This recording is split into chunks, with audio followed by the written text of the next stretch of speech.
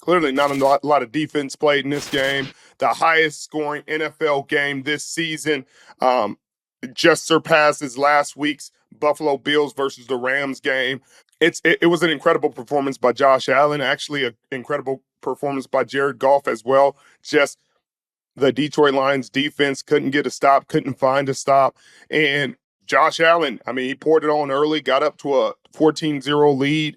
The Detroit Lions were able to claw their way back in the second quarter, but still down 7 points. And they were relentless. And obviously, after everything that was said last week, Teddy Bruschi's comments about Dan Campbell being reckless and everything, clearly all the attention and energy is going to be spent on his decision to kick the onside kick with 12 minutes to go in the fourth quarter after your defense got a semi-stop, held Buffalo to a field goal. Mac Hollins takes the ball, gets vertical, gets all the way to the 5-yard line, 38-yard gain, and sets the Buffalo Bills up for another touchdown. And what ended up being the deciding touchdown and the game changer. And who knows what could have happened. You know, maybe you kick it and your defense gets to stop, but they hadn't got many stops in the game. And so when you're a head coach in this league and you're seeing the writing on the wall, you're saying, hey, they have answers for us this week, and we don't have the answers for what they're giving us. I'm not incredibly upset with that call. You know, you're trying to find a way to get a possession. It just sucks the rules are the way they are now, where it's so obvious and apparent that you're kicking an onside kick. So that obviously changes the makeup of the play and surprising somebody versus kicking it to a team that's expecting it to come because you have to announce it. I think that's what makes it a really difficult play to call now. You know, back in the day, if he called a surprise onside kick right there in that situation and they somehow got it, which more than likely you would because nobody's expecting it in that scenario, I think it's a good call. But under this situation, it's tough to call to have an onside kick at all. And I think he just realized that and he learned that you can't do that. I think they, still played a really good game, only lost by 7 points. The offense scored 42 points. The Buffalo Bills offense looks incredible. Another 40-point game for them. I think once this Detroit Lions defense gets healthy, it's going to be a whole different ball game. If this is a Super Bowl preview, I think everybody would be excited to see it again. Two really good teams. Josh Allen played a good game. Obviously, James Cook had a really incredible game, only 14 carries, but 105 yards and 2 touchdowns. He had the 41-yard breakout run to really, really take this game over. Ty Johnson, 5 catches for 114 yards. But Jared Goff, what a game by Jared Goff. If he hadn't had the 5-turnover game, we'd be having entirely different conversations about Jared Goff. He threw for 5 touchdowns, almost 500 yards through the air. Jahmyr Gibbs, 8 carries for 31 yards, but 5 catches for 83 yards. 1 touchdown, made his impact that way. Not a lot of production out of David Montgomery this game, only 4 yards on the ground. But Amon-Ra St. Brown and Sam Laporta really, really took over this game at times. They were the reason that Detroit even had a chance in this game. Amon-Ra had 14 catches for almost 200 yards, 193 yards, 1 touchdown. Sam Laporta, 7 catches for 111 yards. Jamison Williams, 3 catches for 37 yards and 1 touchdown.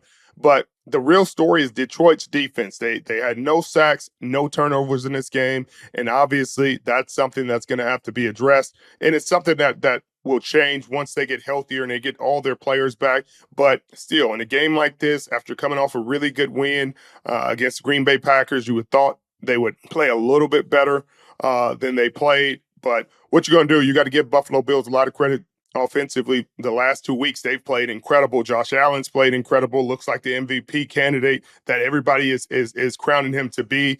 362 yards passing, 2 touchdowns, 10 carries, another 2 touchdowns on the ground. 69 yards rushing. For some people, that's going to put him over the top. But again, I hate to keep reiterating myself, but the numbers, this is a statement win versus the best team in the NFC. He deserves credit for that. He's pushing his team over the top. He had 4 touchdowns total in this game, almost a little over 400 total yards in this game. James Cook also had a really good game, but I just think the numbers have to matter at some point. They're 10-3 or 11-3 at this point. Clearly the class of the NFC, but they're not the 1 seed in the AFC. They're not the 1 seed in the AFC. The Kansas City Chiefs are still the 1 seed in the AFC. And I think that has to factor in to this discussion, and the numbers have to factor in.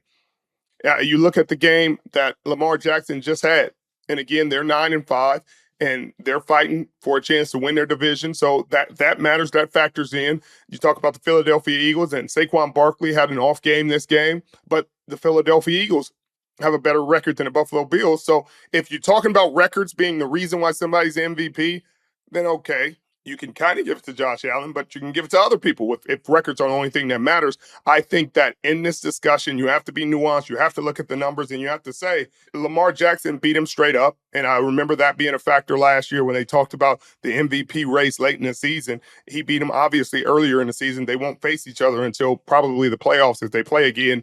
But Lamar Jackson has 34 passing touchdowns right now, only 3 interceptions on the season, having a really, really, really incredible season. Numbers that are comparable to his MVP year in 2019 when he had 36 passing touchdowns on the season. He has a little over 3,500 yards. It's a lot closer than people were thinking. And I just want people to have that discussion, because before last season, the last five winners of the MVP trophy led the league in passing touchdowns. Now, all of a sudden, that's changed. Suddenly, the MVP goes to whoever has the best storyline in meaningful wins late in the season, not the stats. You have dominating performances late in the season, then you're the MVP, regardless of what the numbers say. Sometimes it would be the team with the best record in a league and the best passing stats. Then you're like, oh, okay. Because there were some times that the year Aaron won it, the last Aaron Rodgers MVP, Tom Brady had really incredible numbers. I think he threw for 5,000 yards. He was pushing the ball down the field, but Aaron had those touchdowns, had less interceptions, the efficient Aaron that he usually is when he wins MVP. But I just think it's more nuanced conversation. I don't think anybody's walked away with it right now. And if you're saying somebody walked away with it, then I'm scratching my head, because I don't know what the criteria is for MVP anymore. I don't understand the criteria. And somebody has to explain that, like I'm 5 years old, what the criteria for MVP is if it's not the numbers anymore. Is it, hey, you're the most important player on your team? Because just about every contender's quarterback is the most important player on their team. Is it you're the best player on the best team with the best record? Is it, what is it? Because I don't understand it. If the numbers don't matter, if you don't have to be top 5 in categories anymore, because you used to have to lead the league to win MVP. And now you don't. Not that Josh Allen doesn't deserve it. If they give it to him, they give it to him. Who am I? I'm just a guy who's explaining the trends and the way things have been in the past. And I need to understand so that I can make better predictions. What's the criteria? But great game and great win for the Buffalo Bills in Detroit. That makes this an even more meaningful win. They beat the Kansas City Chiefs, who are number 1 in the AFC. They beat the Detroit Lions, who are number 1 in the NFC, but they also just lost to the Rams last week. So there's you got to have the conversation both ways. It's not like they're just winning and winning. They just lost to the Rams, but they are having a really great season, and they continue to push the envelope and continue to win ball games. The Bills have the Patriots next week, and that should be another pretty cruise, easy game for them. The Lions have the Bears, a simple, easy game for them. There's no such thing as easy games in the National Football League, but the Bears haven't looked very good, especially over the stretch, giving up a lot of sacks. They look dejected, look like they're ready to go on vacation. The Patriots are still somewhat trying to compete, but don't have the star power, don't have the talent right now to compete with a team like the Buffalo Bills. But it's a divisional game, so anything can happen. I wouldn't put it past them, and I don't think Buffalo loses that game. I think they continue to win, and they win out the rest of the season. And I'm looking forward to these playoffs and seeing how that shakes out.